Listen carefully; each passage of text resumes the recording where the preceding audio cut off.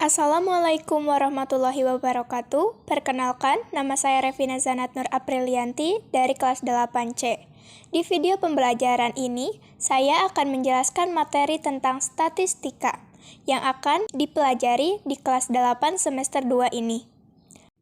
Yang pertama tentang penyajian data, yang kedua tentang ukuran penyebaran data, dan yang ketiga tentang ukuran pemusatan data. Yang pertama, ada beberapa cara untuk menyajikan data, yaitu penyajian data dalam bentuk tabel, diagram batang, diagram garis, dan diagram lingkaran. Lalu, ukuran penyebaran data terdiri dari jangkauan, kuartil, jangkauan interkuartil, dan simpangan kuartil. Selanjutnya, ukuran pemusatan data terdiri dari mean, median, dan modus. Agar kita semakin paham tentang statistika, maka saya akan menjelaskan satu persatu hal yang berkaitan dengan statistika. Sebelum itu, saya akan menjelaskan terlebih dahulu tentang apa itu statistika. Statistika adalah ilmu yang mempelajari cara mengumpulkan, mengolah, menganalisis, menyimpulkan, dan menyajikan informasi atau data. Dan ada beberapa istilah dalam statistika yang akan kita pelajari, yaitu ada data, datum, populasi, sampel, dan frekuensi. Data adalah sekumpulan informasi. Ada beberapa jenis data, seperti data primer dan sekunder. Data primer adalah data yang diperoleh secara langsung, sedangkan data sekunder adalah data yang sudah diolah atau tidak secara langsung. Lalu, yang kedua, datum adalah sebagian dari kumpulan data atau informasi. Selanjutnya, populasi adalah sekumpulan orang atau benda yang akan diteliti. Sedangkan sampel adalah sebagian dari populasi yang akan lebih diteliti. Dan yang terakhir, frekuensi adalah jumlah data tertentu yang memiliki karakter yang sama. Misalnya, jumlah anak yang berumur 12 tahun ada 18 orang, atau jumlah anak yang mendapat nilai 80 ada 10 orang. Nah, 10 orang itu adalah frekuensinya.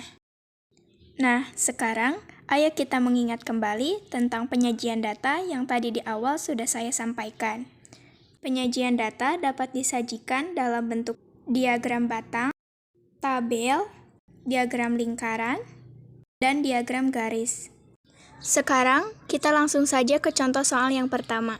Di sini terdapat diagram garis yang menyatakan data banyak siswa kelas 9 SMPN 10 dari tahun 2015 sampai 2020. Di sini terdapat permasalahan.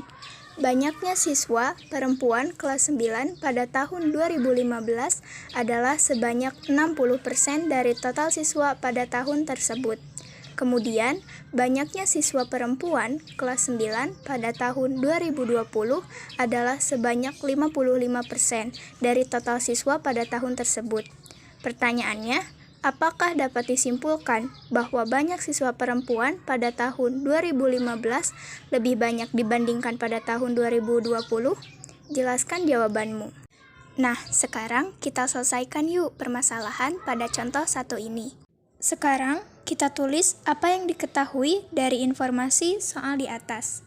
Dari persentase diagram garis di atas menyatakan bahwa banyak siswa pada tahun 2015 sebanyak 120 siswa dan banyak siswa tahun 2020 sebanyak 180 siswa. Dan sekarang dapat kita tulis bahwa banyak siswa pada tahun 2015 sebanyak 120 siswa, sedangkan banyak siswa tahun 2020 sebanyak 180 siswa. Lalu, akan kita jawab banyak siswa kelas 9 perempuan tahun 2015 terlebih dahulu. Kemudian, kita tulis 60 per 100 dikali 120. Jadi, rumusnya adalah persenan dari banyaknya siswa perempuan pada tahun tersebut per 100 dikali banyak siswa pada tahun tersebut. Dan hasilnya yaitu banyak siswa kelas 9 perempuan tahun tersebut. Jadi, hasil dari 60/100 dikali 120 sama dengan 72 siswa. Sekarang kita akan menghitung banyak siswa kelas 9 perempuan tahun 2020. Masih dengan rumus yang sama, yaitu persenan dari banyak siswa perempuan pada tahun tersebut per 100 dikali banyak siswa pada tahun tersebut. Jadi, 55/100 dikali 180 sama dengan 66 siswa. Jadi, dapat disimpulkan bahwa banyak siswa perempuan kelas 9 pada tahun 2015 lebih banyak dibandingkan pada tahun 2020 dan memiliki selisih 6 siswa. Selanjutnya, untuk contoh kedua, di sini terdapat diagram batang. Diagram batang ini memberikan informasi terkait dengan banyak anak pada tiap-tiap keluarga di lingkungan pada RT 5, RW 1, Kelurahan Sukajadi. Yang ditanyakan dari diagram batang tersebut, yang pertama, berapa jumlah keluarga yang mempunyai anak lebih dari 2? Yang kedua, berapa persentase keluarga yang tidak mempunyai anak? Sekarang langsung kita jawab saja pertanyaan pertama, yaitu berapa jumlah keluarga yang mempunyai anak lebih dari 2?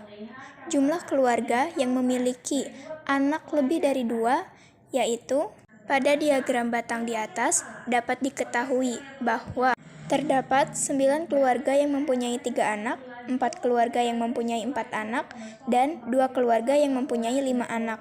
Sehingga jumlah keluarga yang mempunyai anak lebih dari 2, yaitu penjumlahan dari 9 ditambah 4 dan ditambah 2, yang hasilnya 15, atau 15 keluarga. Kemudian, sekarang kita akan menjawab pertanyaan yang kedua, yaitu persentase keluarga yang tidak mempunyai anak. Cara mencarinya, yaitu banyak keluarga yang tidak mempunyai anak per total banyak keluarga dikali 100%.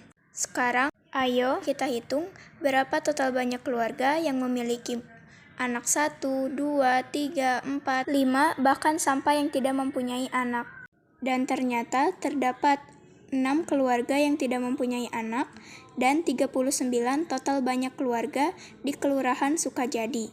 Jadi, untuk mencari persentase keluarga yang tidak mempunyai anak, kita harus menghitung hasil dari 6/39 dikali 100%, yang hasilnya 15,38%. Jadi, dapat disimpulkan persentase keluarga yang tidak mempunyai anak yaitu sebesar 15,38%. Selanjutnya, untuk contoh ketiga, di sini terdapat diagram lingkaran yang menunjukkan data file pada flash disk. Diagram lingkaran di samping menunjukkan file yang terdapat di dalam flash disk milik Nana yang berkapasitas 8 GB atau setara dengan 8.000 MB.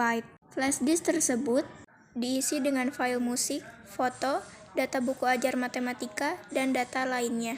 Jika Nana ingin menambahkan file data bahan ajar baru yang berkapasitas 750 MB, apakah kapasitas flash disk milik Nana masih mencukupi? Oke, di sini kita ketahui bahwa kapasitas kosong berdasarkan keterangan yang ada pada diagram lingkaran di atas sebanyak 10%. Jadi, kapasitas kosong yang ada pada flash disk milik Nana yaitu hasil dari 10/100 dikali 8.000 dan hasilnya adalah 800 MB. Dan dapat diketahui bahwa kapasitas kosong dalam flash disk milik Nana terdapat 800 MB. Jadi, dapat disimpulkan bahwa kapasitas flash disk milik Nana masih cukup apabila ditambahkan dengan file bahan ajar yang berkapasitas 750 MB. Contoh soal yang keempat, tabel berikut ini menunjukkan hasil pengukuran tinggi badan siswa kelas 8A. Nah, pada tabel tersebut, berapakah jumlah siswa yang memiliki tinggi badan kurang dari 151 cm? Pada tabel ini ada siswa yang berukuran tinggi badannya 148, 149, sampai dengan 155. Jadi, tinggi badan yang kurang dari 151 cm itu dalam tabel ini ada 3 macam, yaitu yang ukurannya 150, 149, dan 148. Frekuensinya untuk yang 150 yaitu ada 2, kemudian untuk yang 149 ada 6, dan untuk yang 148 ada 6. Sehingga yang kurang dari 151 kita jumlahkan. 2 ditambah 6 ditambah 6 hasilnya 14 orang. Jadi, jumlah siswa yang memiliki tinggi badan kurang dari 151 ada 14 orang siswa. Setelah selesai membahas materi tentang penyajian data, selanjutnya saya akan membahas materi tentang mean atau rata-rata, yang kedua modus, yang ketiga yaitu tentang median atau nilai tengah. Pertama yang akan kita bahas yaitu mean atau rata-rata. Di sini yang diketahui itu ada nilai dan frekuensi. Nah, untuk menentukan nilai mean atau rata-ratanya, langkah pertama yang harus kita lakukan, kita jumlahkan terlebih dahulu frekuensinya. 5 ditambah 8 ditambah 12 ditambah 14 ditambah 6, hasilnya 45. Setelah kita menjumlahkan frekuensinya, baru setelah ini kita masuk ke rumus inti pembahasan kita tentang mean, di mana rumus untuk mean yaitu jumlah nilai dibagi banyak nilai. Sekarang perhatikan untuk jumlah nilai. Jumlah nilai itu diperoleh dari 5 dikali 5 ditambah 6 dikali 8 ditambah 7 dikali 12 ditambah 8 dikali 14 ditambah 9 dikali 6 dan dibagi dengan banyak nilai. Nah, banyak nilai di sini sama dengan jumlah dari frekuensi yang sudah kita cari tadi, yaitu 45. Sama dengan 5 dikali 5, hasilnya 25, ditambah dengan 6 dikali 8, 48, ditambah 7 dikali 12, 84, lalu ditambah 8 dikali 14, 112, ditambah 9 dikali 6, 54. Lalu dibagi dengan 45, sama dengan 25 ditambah 48 ditambah 84 ditambah 112 ditambah 54, dan hasilnya 323 dibagi 45. Terakhir, kita peroleh dari 323 dibagi 45 yaitu 7,18.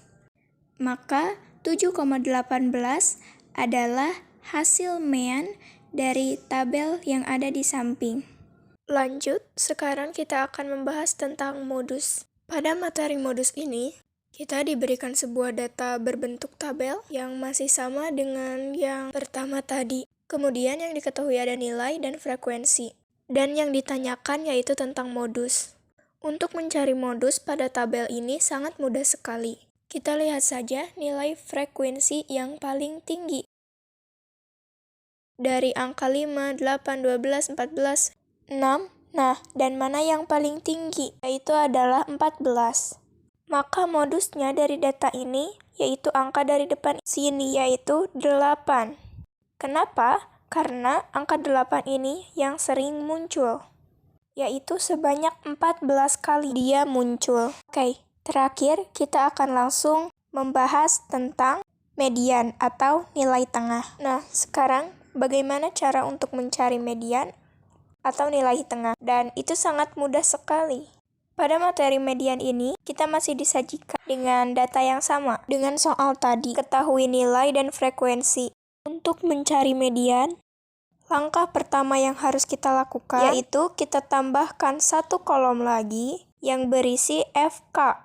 Nah, apa itu FK? FK ini merupakan frekuensi kumulatif. Tujuannya untuk mempermudah kita dalam menentukan median nanti.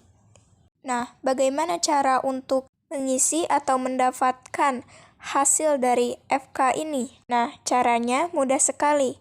Kita salin angka 5 di sini, kita pindahkan ke sini.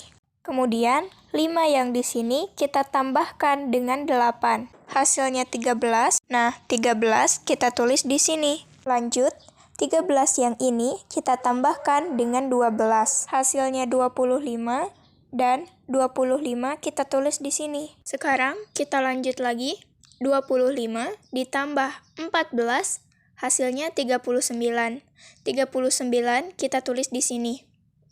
Dan yang terakhir 39 ditambah 6, lalu kita peroleh hasilnya 45. 45 kita tulis di sini. Langkah selanjutnya, kita jumlahkan frekuensinya terlebih dahulu. 5 ditambah 8, ditambah 12, ditambah 14, ditambah 6, kita peroleh hasilnya 45. Dan ternyata di sini nilainya sama-sama 45.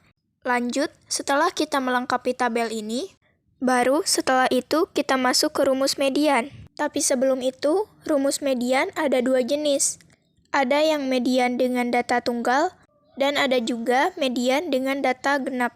Nah, untuk soal kita kali ini, apakah dia genap atau ganjil? Perhatikan jumlah dari frekuensi tadi. Jumlah frekuensinya 45. 45 ini merupakan angka ganjil.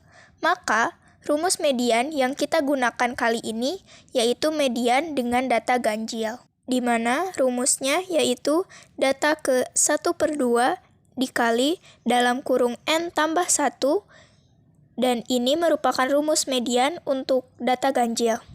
Lanjut, sama dengan data ke, nah N ini merupakan jumlah dari frekuensi, yaitu 45.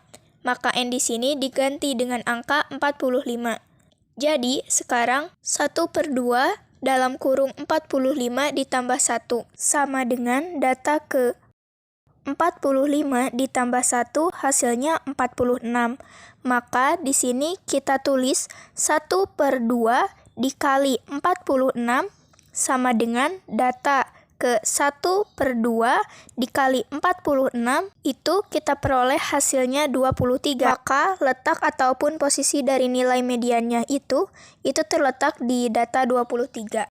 Nah, bagaimana cara kita mencari nilai pada data ke-23? Perhatikan, median sama dengan, untuk data ke-23, perhatikan nilai dari FK ini. Perhatikan yang memuat angka 23, di mana dia kalau 5, masih jauh ukurannya. Kalau 13 juga masih kurang. Otomatis, angka 23 ini berada setelah angka 13, yaitu di angka 25.